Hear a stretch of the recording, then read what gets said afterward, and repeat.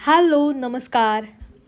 बऱ्याच दिवसांनी म्हणजे जवळपास गणपतीच्या 3ऱ्या दिवसापासून ते 11व्या दिवसानंतर मी आज घरात जेवण बनवणार आहे. रोज गणपती बघायला जात होतो त्याच्यामुळे जेवण घरात बनवण्याचा कधी योग आलाच नाही आणि ठरवलेलंच होतं की 11ही दिवस बाहेरच जायचं आहे जेवायला, सगळ्यांकडे गणपती बघायला जायचं आणि ते जेवून यायचं. 11 दिवस घरी अजिबात जेवण करायचं नाही ठरवलेलं होतं मी आणि त्यामुळे आता गणपतीचे विसर्जन तर झालं आहे आणि मग आता काय करणार, आता कुठे जाणार जेवायला. म्हाळ पण सुरू झालं आहे पण म्हटलं नको आता जरा करूया घरी थोडंसं जेवण. म्हणून आज लकीली बुधवार पण होता तर म्हटलं 10-12 दिवसानंतर काहीतरी नॉनव्हेज करूया. पण एवढ्या दिवसाच्या गॅपनंतर जेवण करायचा मग कंटाळा आलेला म्हणून म्हटलं काहीतरी सिम्पलचं करूया.